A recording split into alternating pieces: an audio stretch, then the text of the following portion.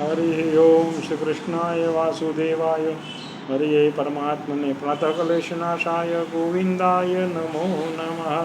मुखं करोति वाचालं पंगुलं गयते यत्कृपातमहं वन्दे परमानन्दं माधवं वसुदेवं सुतं देवं कंसचारुणमर्दं देवकी परमानन्दं कृष्णं वन्दे जगद्गुरु श्रीकृष्णार्पणमस्तु। ગઈકાલે આપણે શ્રીમદ ભગવદ્ ગીતાના 11મા અધ્યાયના વિશ્વરૂપ દર્શનના 1 થી 8 શ્લોક સુધીનું પઠન કર્યું, જેની અંદર ભગવાન શ્રી કૃષ્ણ અર્જુનને મૂળ પ્રસ્તાવના બાંધી આપે છે કે તું મારા દિવ્ય રૂપોને જો. હવે ભગવાનના રૂપોનું વર્ણન, ભગવાન કેવા દેખાય છે, એમનું વિશ્વરૂપ દર્શન કેવું છે, એ આપણે ભાવ જગતમાં પ્રત્યક્ષ નિહાળીએ અને શ્રવણ કરીએ. સાંભળીને આપણે મનમાં એવો ભાવ રાખીએ કે ભગવાન કેવા દેખાતા હશે, વિશ્વરૂપ દર્શન કેવું હોય છે. બરાબર? શ્રી કૃષ્ણ અર્પણમસ્તુ. મહાદેવ મહાદેવ.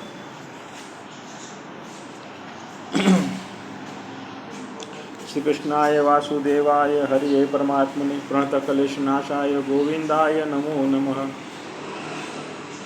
હવે સંજય ઉવાચ.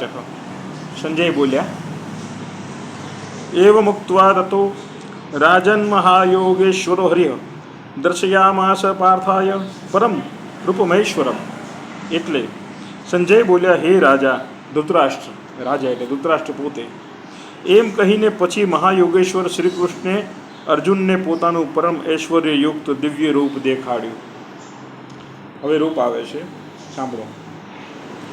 તે અનેક મુખ અને અનેક નેત્રોવાળું, અનેક અદ્ભુત દેખાવવાળું, દિવ્ય માળા તથા વસ્ત્રોને ધારણ કરતું, દિવ્ય ગંધના અનુલેપવાળું, સર્વ આશ્ચર્યોથી યુક્ત, પ્રકાશમાન અનંત અને વિરાટ સ્વરૂપ હતું. પ્રકાશમાન અનંત અને વિરાટ રૂપ. અનંત એટલે જ્યાં સુધી જેનો કોઈ અંત નથી એવું અનંત, અને વિરાટ સ્વરૂપ. એના માટે તો દિવ્ય ચક્ષુ આપ્યા હતા અર્જુનને. બરાબર? એટલે એ પ્રાકૃત ચક્ષુથી નહીં પણ દિવ્ય ચક્ષુથી અર્જુન જોઈ શકતા હતા. આપણું કામ નહીં એ રૂપ જોવાનું, અર્જુન જ જોઈ શકતા હતા એ વખતે. જો આકાશમાં હજારો સૂર્યોનું તેજ એક જ સાથે પ્રકાશી ઉઠ્યું હોય અને તે પણ તે વિશ્વરૂપ પરમાત્માના પ્રકાશની બરાબર કવચિત જ થાય. હજારો સૂર્ય, આપણે એક સૂર્ય જરાક 1 ઇંચ હલે ને 1 સેન્ટીમીટર તો એ પૃથ્વીને બાળી નાખે. એવા હજારો સૂર્યનું તેજ એની અંદર હતું. હવે એ તેજને ખમવું કેટલું આમ દુષ્કર કાર્ય કહેવાય.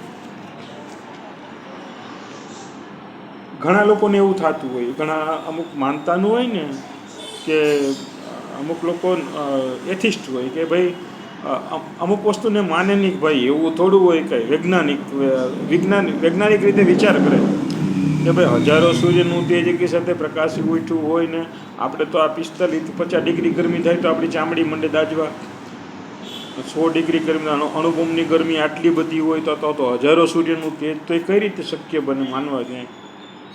પણ ભાઈ, જ્યારે પ્રભુ પોતાની શક્તિ આપે છે, જ્યારે ભગવાનનો બ્રહ્માંડમાં જ્યારે વિરાટ રૂપના ભગવાનના દર્શન થાય છે, જેને જેને અલૌકિક અનુભવ છે ને ભગવાનનો, એના માટે દેહ કાંઈ નથી. એ આત્મ સ્વરૂપે એને નિહાળી શકે છે. અને આત્મા બળતો નથી, મરતો નથી. ગમે એટલા સૂર્યનું તેજ હોય, આત્માને કંઈ થાય નહીં. એવી રીતે અર્જુનને પ્રાકૃત ચક્ષુ લઈ એને જગતના ભાવમાં રહેવા દઈ એને કઈ રીતે સમજવાનું છે? આ કે અર્જુન રણભૂમિમાં જ છે. અર્જુન રણભૂમિમાં જ છે. ભગવાન પોતે એક સ્વરૂપે રણભૂમિમાં જ છે. પણ અર્જુનને પ્રાકૃત ચક્ષુ લઈ અને દિવ્ય ચક્ષુ આપી અર્જુનને આત્મ સ્વરૂપે સ્થાપી અને પોતે વિરાટ રૂપ દર્શન એને દેખાડે છે. એટલે એ દુનિયા એ લોકોની અલગ છે, અને આ લોકો જે જગતમાં અર્જુન જોતા હતા અને ભગવાન એને દ્રશ્યમાન કરાવતા હતા એ દુનિયા જ આખી અલગ છે. બે અલગ અલગ દુનિયામાં છે. બરાબર? એટલે એ સમયે અર્જુન યુદ્ધભૂમિમાં ઊભા હતા એવું નહીં નિહાળવાનું. એ ભગવાનને આત્મ સ્વરૂપે જોતા હતા દિવ્ય ચક્ષુથી. એટલે હજારો નહીં લાખો સૂર્યનું તેજ હોય ને તો આત્મા સહન કરી શકે છે. આ એક ભાવ જગત સમજવાનું છે. બરાબર? બહુ મગજની કસરત થાય. ગીતાજી છે શ્રી કૃષ્ણ પણ મસ્ત.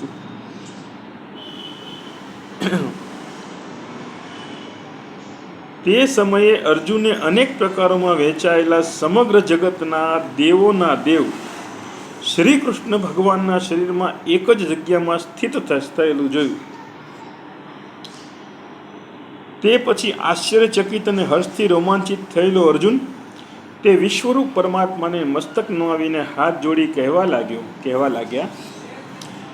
અર્જુન વાચ. અર્જુન બોલ્યા, હે દેવ, આપના દેહમાં બધા દેવોને, ભૂત પ્રાણીઓના અમુક સમૂહોને, કમલાસન પર બેઠેલા બ્રહ્માને, સર્વ ઋષિઓને, શંકરને, દિવ્ય સર્પોને જોઉં છું.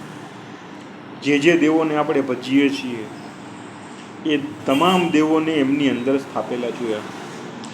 હે વિશ્વેશ્વર, આપને અનેક બાહુ, અનેક પેટ, અનેક મુખ અને અનેક નેત્રોવાળા તથા સર્વ બાજુએથી અનંત રૂપે વ્યાપેલ જોઉં છું.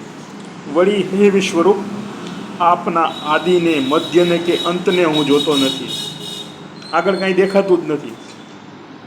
જે દેખાય છે આ જ દેખાય છે. આપના મુગટયુક્ત, ચક્રયુક્ત અને ગદા ધારણ કરેલ તેજના સમૂહરૂપ, સર્વકાંતિવાળા, જોવા મુશ્કેલ, પ્રજ્વલિત અગ્નિ તથા સૂર્ય સમાન તેજસ્વી અને સર્વ તરફ અમાપ હું જોઉં છું. બહુ ધ્યાનથી સાંભળવું અને એક એક શબ્દ છે ને એનો વિસ્તાર કરી જવો એટલે તમને ખ્યાલ આવી જશે. હવે આજે આપણે 17મા શ્લોક સુધીનું પઠન કર્યું. ત્રીજો ભાગ આપણે આવતીકાલે પાછો પઠન કરીશું. વિશ્વરૂપ દર્શન યોગ ભાગ બીજો આજે આપણે પઠન કર્યો. શ્રી કૃષ્ણાર્પણમસ્તુ. કૃષ્ણાય વાસુદેવાય હરિયે પરમાત્મને પ્રાતઃ કલેશ નાશાય ગોવિંદાય નમો નમઃ.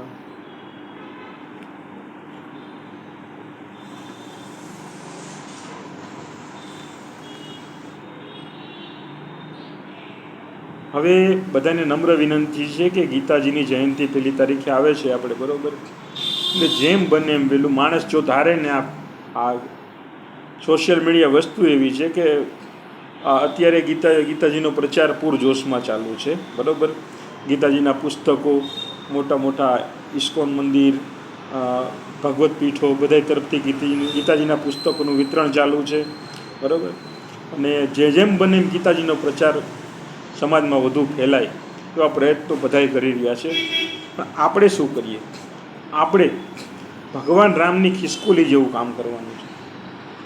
આપણાથી બને એટલું શેર કરવાનું છે કે આ મારો વિડીયો છે, મારો ગીતા પાઠ છે, એ શેર કરો.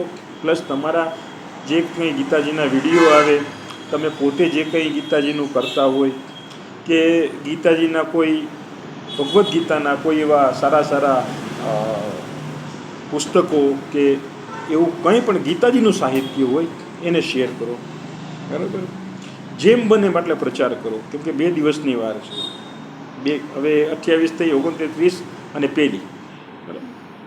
એટલે આપણે એ પ્રચાર કરવાનો છે જેમ બને એમ. સોશિયલ મીડિયા ધારે ને તો એક જ દિવસની અંદર સમગ્ર વિશ્વના ખૂણે ખૂણે કોઈ પણ વસ્તુને પહોંચાડી શકે છે.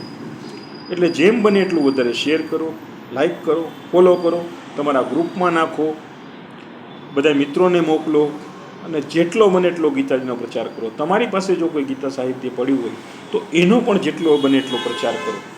માત્ર આપણા ધર્મ માટે થઈ, ભગવાન શ્રી કૃષ્ણ માટે થઈને આપણે આટલું તો કરી શકીએ કે ખિસકોલી ફૂલ નથી બાંધી શકતી પોતાના હાથે, પણ એ પોતાના શરીરમાં રજ ચોપડીને ખંખેરીને આવતી હતી.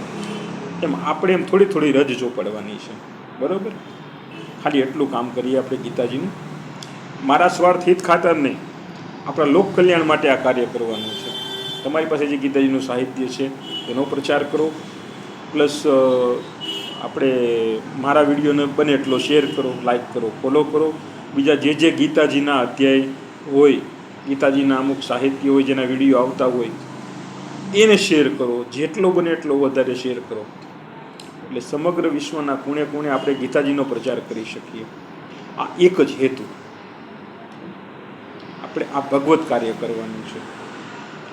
કૃષ્ણાય વાસુદેવાય હરિએ પરમાત્મને પ્રણત કલિશનાશાય ગોવિંદાય નમો નમઃ. અપરાધ સહસ્ત્રાણી કિયંતિ હરિ વિષ્ણુસમા દાસોનું મહત્વા ક્ષમસ્વ પરમેશ્વર.